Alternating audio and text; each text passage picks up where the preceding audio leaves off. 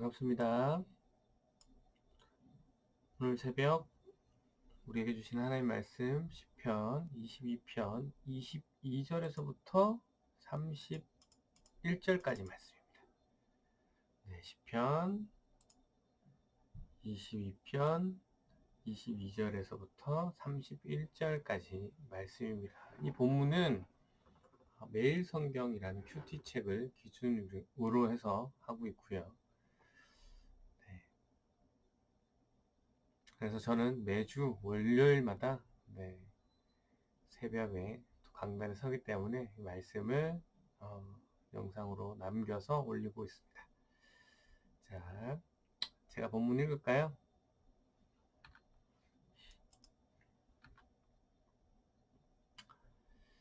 내가 주의 이름을 형제에게 선포하고 회중 가운데서 주를 찬송하리이다. 여호와를 두려워하는 너희여 그를 찬송할지어다. 야곱의 모든 자손이여 그에게 영광을 돌릴지어다. 너희 이스라엘 모든 자손이여 그를 경외할지어다. 그는 공고한 자의 공고를 멸시하거나 싫어하지 아니하시며 그의 얼굴을 그에게서 숨기지 아니하시고 그가 울부짖을 때에 들으셨도다. 큰 회중 가운데서 나의 찬송은 주께로부터 온 것이니 주를 경외하는 자 앞에서 나의 소원을 갚으리이다. 겸손한 자는 먹고 배부를 것이며 여호와를 찾는 자는 그를 찬송할 것이라. 너희 마음은 영원히 살지어다. 땅의 모든 끝이 여호와를 기억하고 돌아오며 모든 나라의 모든 족속이 주 앞에 예배하리니 나라는 여호와의 것이요 여호와는 모든 나라의 주제심이로다. 세상의 모든 풍성한 자가 먹고 경배할 것이요 진토 속으로 내려가는 자 곧 자기 영혼을 살리지 못할 자도 다 그 앞에 절하리로다. 후손이 그를 섬길 것이요 대대의 주를 전할 것이며 와서 그의 공의를 태어날 백성에게 전함이요 주께서 이를 행하셨다 할 것이로다. 네, 오늘도 주신 말씀을 통해서 하나님의 메시지, 하나님의 음성을 듣는 귀한 은혜의 시간 되시기를 바랍니다. 네, 22장의 문맥을 보겠습니다. 22장 문맥을 보면 다윗은 고난 중에 지금 하나님을 부릅니다. 그러나 하나님께서는 마치 자신을 외면하시는 것 같은 느낌을 받죠. 2절에 보면 나와 있는데요. 네, 오늘 본문은 아니지만, 그래서 그 상황에서 주위 사람들이 자신을 비방하고 괴롭히고 있는 상황, 그리고 이렇게 힘든 상황에서 있지만 다윗은 끝까지 하나님을 찾으며 자신을 구해달라고 하나님을 찾는 모습을 보이고 있는 말씀에 이어서 오늘 22절부터 말씀을 시작하고 있습니다. 22절 말씀 다시 한번 보면요. 내가 주의 이름을 형제에게 선포하고 회중 가운데서 주를 찬송하리이다.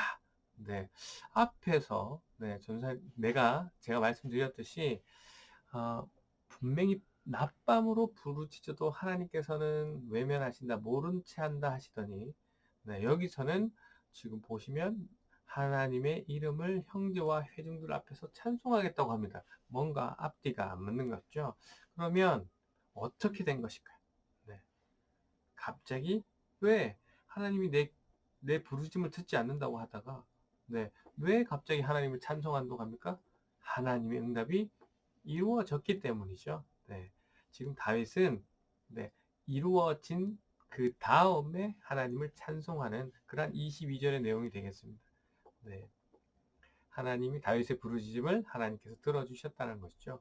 23절 말씀도 하나님을 찬양하겠다라는 그러한 말씀이고요. 24절에 보시면 그는 공고한 자의 공고를 멸시하거나 싫어하지 않으시며 그의 얼굴을 그에게 숨기지 아니하시고 그가 울부짖을 때에 들으셨도다. 다윗이 울부짖을 때에 들으셨도다. 내가 울부짖을 때에 들으셨도다라는 것을 말씀하고 있습니다. 공고한 자라는 것은 원래 의미는 이 단어 의미는 가난한이라는 의미입니다. 그러나 여기서는 가난한이라는 의미가 아니라 고통, 어려움이란 뜻으로 사용을 되었습니다. 하나님께서는 고통받는 사람, 여기서는 다윗이죠. 다윗이 자신의 고통을 하나님께서는 다윗의 고통을 하나님께서는 멸시하지 않으시고 외면하지 않으시고 다윗의 그 부르짖음, 그 울부짖음을 하나님께서는 들으셨다. 네. 25절 말씀 보겠습니다. 큰 회중 가운데서 나의 찬송은 주께로부터 온 것이니 주를 경외하는 자 앞에서 나의 서원을 갚으리이다. 네. 큰 회중이라는 것은 이 절기 때 모이는 사람들, 이스라엘 사람들인데요. 충만한 수를 나타내고 있습니다. 네, 그 회중들 가운데 지금 다윗이 주님을 찬양한다라고 고백하죠. 그리고 그 찬송, 그 찬양은 누구로부터 오는 것이라고 합니까? 하나님부터, 네, 주께로부터 온 것이라고 합니다. 맞죠? 주님께서 찬양할 거리를 주셨기 때문에 찬양한다라는 것이죠. 네, 그래서 이 부분을 봐도 다윗의 기도가 응답되었구나. 하나님께서 다윗의 기도를 응답하셨구나 라는 것을 알 수 있고요. 그래서 하나님께 내가 서원한 것을 갚겠다. 내가 약속한 것을 갚겠다. 지키겠다. 라고 다윗이 고백합니다. 네. 왜 지키겠다고 한다고요? 네, 하나님께서는 다윗의 기도를 들어주셨기 때문에 26절 말씀 봅니다. 겸손한 자는 먹고 배부를 것이며 여호와를 찾는 자는 그를 찬송할 것이라. 너희 마음은 영원히 살지어다. 네, 여기서 겸손하는 단어, 겸손한 자라는 단어는 24절에 보셨던 그 공고한이라는 단어와 그 단어의 복수형인데요. 앞에서도 말씀드렸지만 원래 이 가난한 이라는 의미이지만 여기서는 이제 악인에게 고통을 받는 의인들을 겸손한 자라고 표현하고 있습니다. 네, 그래서 이 내용을 보면 악인에게 고통을 받는 의인들이 배부를 것이다 라는 것이죠. 네, 배부를 것이다. 여호와를 찾는 자는 그를 찬송할 것이다. 네. 라는 것입니다. 이게 어떤 의미냐면 신약에 예수님께서 요 구절이랑 아주 흡사한 얘기를 하셨죠. 의에 줄이고 목마른 자는 저희가 배부를 것이요. 라는 예수님 말씀과 비슷한 형태라고 생각하시면 됩니다. 즉 하나님의 말씀을 먹고 하나님의 선하심을 따를 때 하나님으로 인해 영원히 살 것이다. 라는 말씀입니다. 자, 27절 말씀 볼까요? 27절 땅의 모든 끝이 여호와를 기억하고 돌아오며 모든 나라의 족속이 주의 앞에 예배하리니.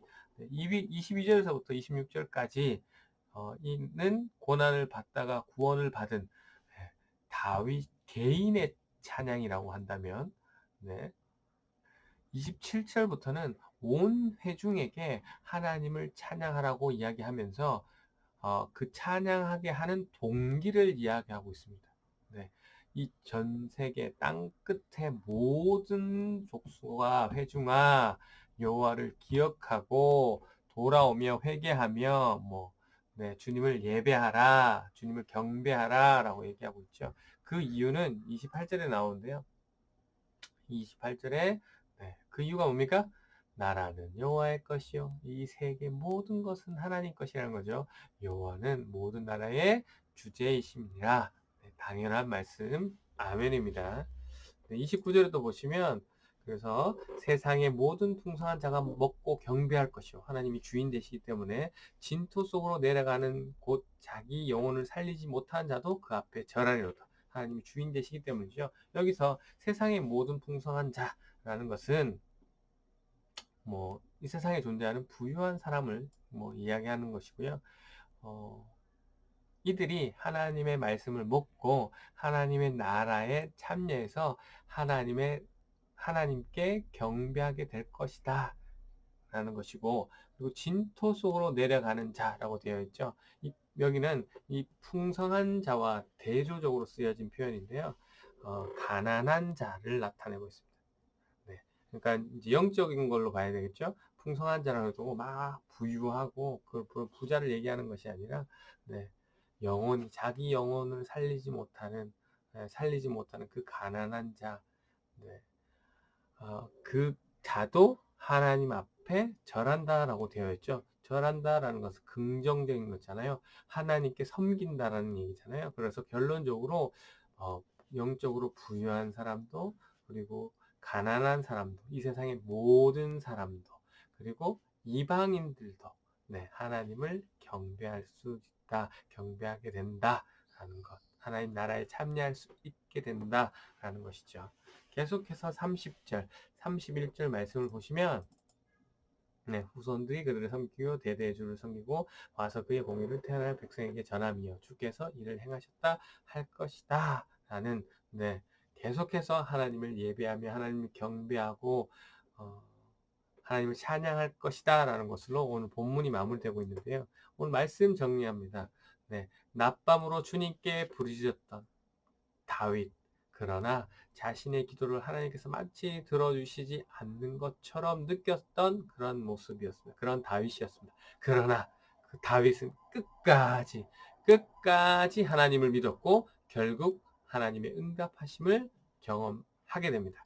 그래서 오늘 본문부터 다윗은 자신의 소원대로 약속대로 회중에게 나에게 역사하셨던 그 하나님을 자신 있게 담대하게 선포하였고 이어서 하나님을 믿는 모든 이스라엘 백성들에게 하나님을 찬양하라고 권면하고 있고 부자도 또 가난한 자도 후손 대대 이 세상의 모든 사람들이 하나님을 찬양하라고 지금 고백하고 있습니다. 오늘 이 말씀 묵상하기를 원합니다. 다윗의 모습을 봅니다. 네, 고통 중에 있을 때 아무리 부르짖어도 하나님이 듣지 않으시고 외면하시는 것처럼 느껴질 때 네, 끝까지 하나님을 신뢰하는 다윗의 모습이었습니다. 그렇죠? 여러분의 모습은 어떻습니까? 여러분의 인생에서 여러분의 지난 고통들 중에서 고난들 중에서 마치 하나님이 나의 기도를 들으시지 않는 것처럼 느껴진 그 순간에 여러분은 어떠한 모습을 지켰습니까? 다윗처럼 끝까지 하나님을 신뢰하였습니까? 네. 여러분의 인생 중에 앞으로 계속해서 고난과 어려움이 있을 겁니다. 당연합니다. 왜냐하면 우리는 그리스도인이기 때문에 구별을 해야 되기 때문에 이때 여러분은 어떠한 모습으로 네, 이 마음 어떠한 마음가짐으로 하나님을 대하시겠습니까? 또 본문에서 하나님을 경험한 다윗은 모든 회중들 앞에 하나님을 찬양하기를 주저하지 않는 모습을 보이고 있죠. 그리고 그들에게 함께 하나님을 찬양하자고 권면하고 있습니다. 그리고 이러한 자신뿐만 아니라 부유하거나 영적으로 부유하거나 가난하거나 이 세상의 모든 사람들이 그리고 앞으로 태어날 후대 사람들도 하나님을 예배하며 찬양할 것이다 라는 선포를 하고 있습니다. 네, 다윗이 이러한 고백을 주저없이 할 수 있는 것은 뭐 때문이라고요? 네, 하나님의 역사하심을 경험했기 때문입니다. 다윗만 그렇습니까? 네, 아니죠. 하나님을 직접 경험한 사람들의 모습은 이럴 수밖에 없음을 우리가 알 수 있죠. 우리 역시 마찬가지입니다. 여러분도 마찬가지입니다. 우리는 다윗보다 더 큰 은혜를 사실 입은 사람들이죠. 네, 죄로 인해서 죽어서 지옥에 갈 수밖에 없는 우리를 하나님의 은혜로 예수 그리스도의 피로 구원함을 입은 우리들의 모습입니다. 네. 그 은혜를 경험한 사람들은 어떤 모습이었다고요? 다윗처럼 하나님을 찬양하며 많은 이들 앞에서 하나님을 높여드리는 경배하는 모습을 가질 수밖에 없다라는 것이죠. 네. 여러분은 하나님을 구원하심을 입은 네. 그 하나님의 자녀 맞습니까? 정말입니까? 네, 그렇다면 우리가 경험한 그 하나님을 가정에서, 교회에서, 일터에서 아름다운 모습으로 네, 주저없이 하나님을 전하며 선포하는 그런 하나님의 귀한 자녀 되기를 주님의 이름으로 축원합니다. 네, 이 시간 여러분이 기도하실 때 오늘 주신 말씀 묵상하시고 그리고 또 오늘 여러분 나에게 계획된 스케줄이 있을 겁니다. 계획이 없으신 분들도 있겠지만 계획된 스케줄이 있다면 그 계획된 스케줄 안에서 나에게 만나질 사람들, 나와 교제할 사람들의 얼굴을 한번 떠올리시고 그분들에게 어떻게 내가 만난 하나님, 내가 경험한 하나님을 멋있고 아름답게 또 예의 있게 찬양할 것인가, 전할 것인가, 선포하실 것인가를 한번 생각해 보시고 또 어렵다면 하나님께 지혜도 구하시고 네, 그리고 이 세상 지금 전 세계 많은 민족들이 하나님을 믿어야 되는데 코로나로 어려움을 겪고 있지 않나요? 그래서 그 어려움을 겪고 있는 모든 사람들을 위해서 하나님께 중보해 주시고 또 개인 기도하시고 자유롭게 또 돌아가시면 되겠습니다. 기도하겠습니다.